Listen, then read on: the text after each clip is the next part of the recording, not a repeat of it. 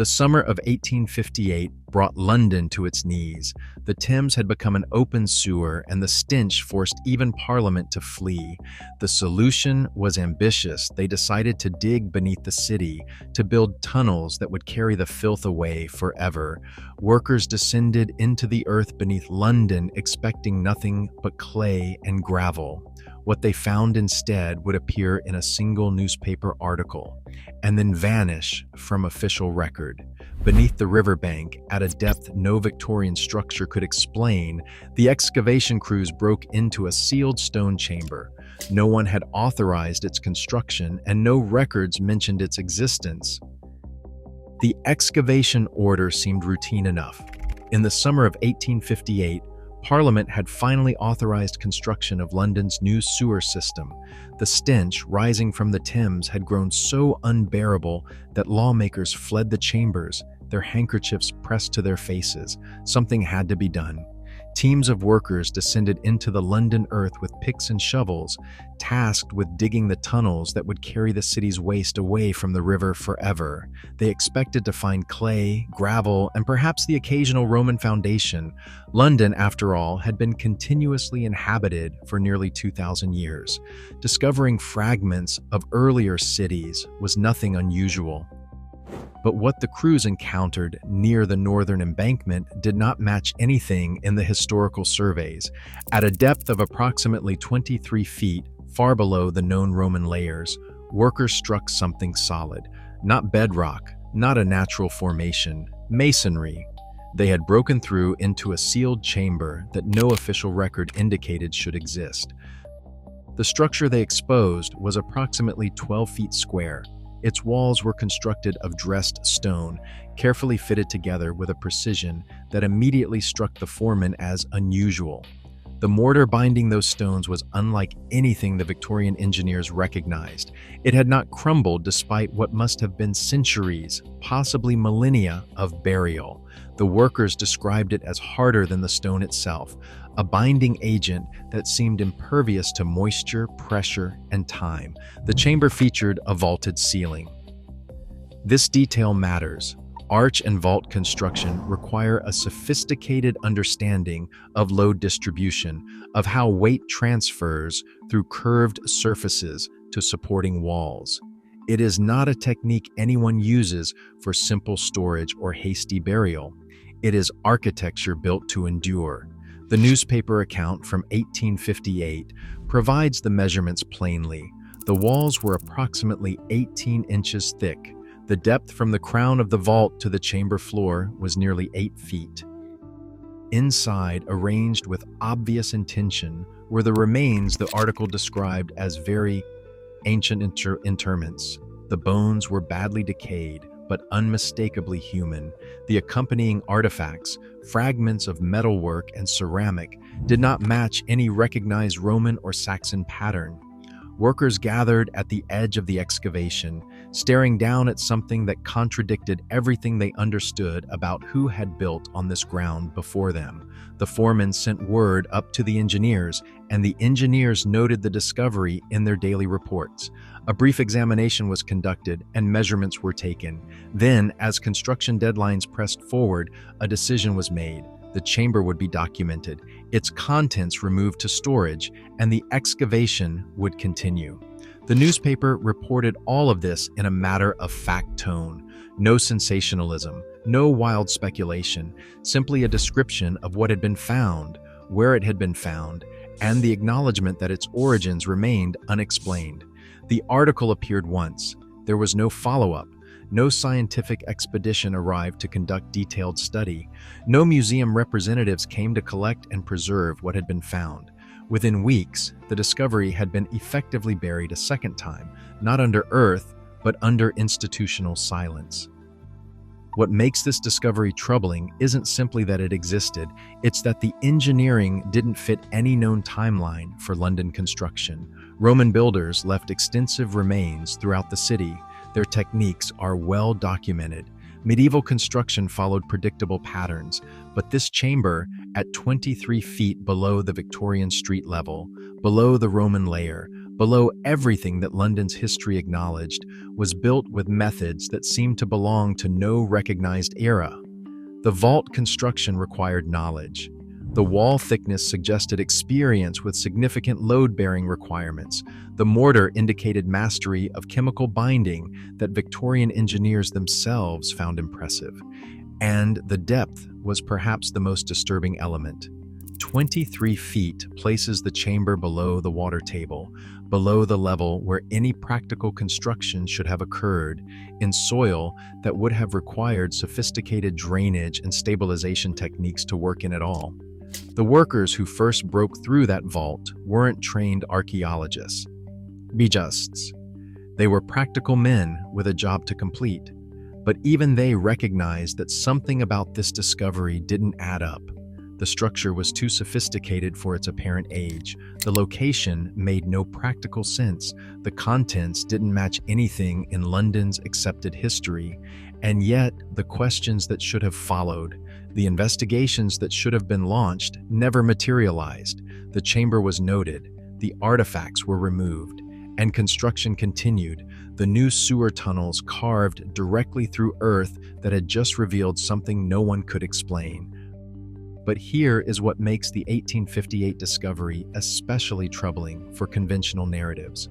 When Victorian engineers examined the chamber more closely, the inconsistencies did not resolve. They multiplied. The stone used in construction was not local. London sits on clay and gravel, not the kind of dressed limestone that formed those walls. The material had to have been transported, shaped, and assembled at a location that should not have supported such work. The mortar compound, when samples were later analyzed, contained minerals with names ending in "E" that did not match any known Roman or medieval formula. Whatever bound those stones together represented knowledge that the builders of London in 1858 could not replicate. The depth presented its own impossibilities. At 23 feet below street level, the chamber sat in waterlogged soil. Anyone attempting to construct there would have faced constant flooding, collapsed walls, and the logistical nightmare of removing thousands of cubic feet of saturated earth. Roman engineers, sophisticated as they were, built their London structures in the upper layers, within manageable reach of the surface. Medieval builders did the same. No documented civilization in British history possessed the technology or motivation to excavate that deep, simply to construct a burial vault. And the artifacts removed from the chamber refused to cooperate with any comfortable explanation. The metalwork fragments showed techniques inconsistent with known Roman-British smithing. The ceramic pieces featured patterns that antiquarians could not place within any recognized tradition. Everything about the discovery pointed toward a construction date that predated London's accepted timeline, and possibly predated Roman Britain entirely. Why would anyone build a permanent stone vault at such depth? Why use construction methods more advanced than anything the surrounding centuries could explain? Why seal human remains in a chamber designed to survive not decades but millennia? Why was the location chosen at all, in soil that made the work almost impossibly difficult? The questions accumulated. The answers never came. Because the 1858 sewer discovery was not an isolated incident. Throughout the great excavations that transformed Victorian London, similar anomalies kept appearing. The pattern repeats with disturbing consistency. During construction of the Metropolitan Railway in the 1860s, workers tunneling beneath the city encountered sealed chambers at depths that made no geological sense. The discoveries were noted in engineering reports, occasionally mentioned in newspapers, and then quietly forgotten. The remains and artifacts were sent to museum storage facilities. Most were never cataloged. Many disappeared entirely from institutional records. The Thames Embankment Project, which ran at the same time as the sewer construction, produced its own unexplained finds. Workers reported breaking through into vaulted spaces that predated any known Roman structure. The walls displayed the same unusual mortar, the same sophisticated masonry techniques, the same apparent age that defied explanation. One account described a chamber containing ceramic vessels sealed with a resin that had not degraded across what must have been extraordinary spans of time. Building foundations throughout central London told the same story. Whenever excavation pushed below the accepted Roman layer, strange architecture emerged, structures that no official history acknowledged, remains that no museum chose to display, evidence that did not fit the narrative of London's past, quietly removed and effectively erased. The British Museum received shipments of artifacts from these discoveries throughout the 1850s and the 1860s. The museum's own records acknowledge receipt, but when researchers later attempted to locate these collections, they found gaps. Items listed as received were never cataloged. Artifacts were stored in facilities that somehow misplaced them. Evidence that entered institutional custody then simply ceased to exist in any accessible form. This was not a conspiracy. It was something more subtle and perhaps more effective. It was institutional gatekeeping. Quiet decisions by curators and academics determined what evidence deserves study and what evidence creates uncomfortable questions. When discoveries challenge accepted timelines, when artifacts do not fit established narratives, institutions face a choice. They can rewrite the textbooks, or they can file the anomalies away where they will not cause problems. Throughout the Victorian era, the choice was consistent. The uncomfortable discoveries were archived in ways that made them difficult to access. They were stored in facilities where they would not be displayed. They were dismissed as misidentified Roman remains or medieval curiosities, explanations that did not match the evidence, but satisfied the requirement that some explanation exist. The engineers who documented the 1858 chamber were not hiding anything deliberately. They simply had schedules to meet and tunnels to dig. The museum staff who received the artifacts were not participating in suppression. They were processing an overwhelming volume of material with limited resources. The academics who never investigated were not conspiring. They were working within frameworks that had no place for evidence that did not fit, but the cumulative effect was erasure, not active destruction, but passive disappearance. The kind that happens when institutions decide certain questions are not worth asking. Certain chapters of history are not worth preserving. Certain evidence can be safely ignored. The 1858 discovery and dozens like it vanished not through malice but through indifference, through the institutional machinery that processes anomalies by making them invisible. When you step back and examine what the 1858 discovery actually demonstrated, independent of the institutional silence that followed, a disturbing picture emerges. The chamber beneath the Thames embankment showed evidence of sophisticated engineering at a depth that should have been impossible to work. It contained remains and artifacts that did not match any civilization London's history acknowledges. And it was constructed with materials and methods that Victorian engineers, at the height of the Industrial Revolution, could not explain or replicate. The evidence did not disappear by accident. It disappeared because it created problems that no existing framework could solve. Consider what the discovery required us to believe if taken at face value. Someone, at some point in the distant past, possessed the engineering knowledge to excavate more than 20 feet through waterlogged London clay. They had access to construction materials that were not locally available. They understood vault architecture and load distribution. They developed a mortar compound that would resist moisture and pressure across spans of time that might stretch into millennia. And they did all of this to create a burial chamber for individuals whose identity remains completely unknown. This was not primitive construction. This was not the work of scattered tribes leaving temporary traces. This was planned, executed, and built to last by a society that had resources, organization, and technical knowledge. What happened to the remains removed from that chamber in 1858?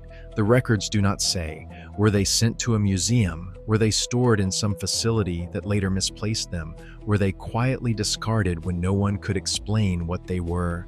We do not know. Because no one in a position of authority chose to create a clear record. What happened to the artifacts, the metalwork and ceramics that did not match any recognized tradition? The same silence, the same absence of documentation, the same institutional gap where evidence should have been preserved. And the chamber itself, what became of it? The sewer tunnels continued their course.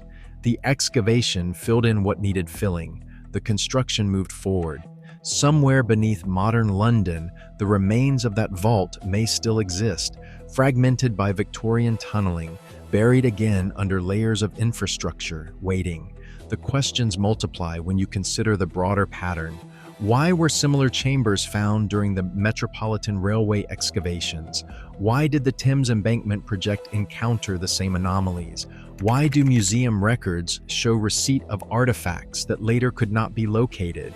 Why does London's accepted history have no place for structures that clearly existed? What if the city we know sits atop layers we have chosen to forget? What if Roman Londinium was not built on empty ground, but on the foundations of something older? What if the chambers and vaults discovered throughout the Victorian excavations were not anomalies, but remnants, the surviving fragments of an occupation that predates everything in the textbooks? The conventional response is to dismiss these questions. Misidentified Roman remains, medieval curiosities, exaggerated newspaper accounts from an era before rigorous archaeology. These explanations require us to believe that multiple independent discoveries, documented by engineers and journalists across decades, all made the same mistakes. They require us to trust institutional judgments made by people who never conducted systematic study of what they were dismissing. The workers who broke through that vault in 1858 had no stake in sensationalism. They wanted to dig their tunnels and collect their wages. The newspaper that reported the discovery had no reason to fabricate measurements and details. The engineers who noted the anomalies in their reports were trained observers documenting what they saw. The evidence existed. It was seen, measured, recorded, and removed. Then it vanished into the machinery of institutions that had no framework for processing it. For one brief moment in 1858, the earth beneath London opened just enough to reveal something that did not fit. A chamber too deep, too sophisticated, too old for any comfortable explanation. The response was not investigation, it was silence. Not conspiracy, but the quieter process of institutional forgetting, the slow burial of evidence under the weight of narratives that could not accommodate it. Now that moment is your clue, your map, your invitation to question everything London claims to know about its own foundations. Because if this is what one sewer excavation accidentally revealed, imagine what still waits beneath the streets you walk every day, beneath the underground tunnels, beneath the building foundations, beneath layers of Roman and medieval and Victorian construction, something out of place, something out of time, something they chose to cover rather than explain.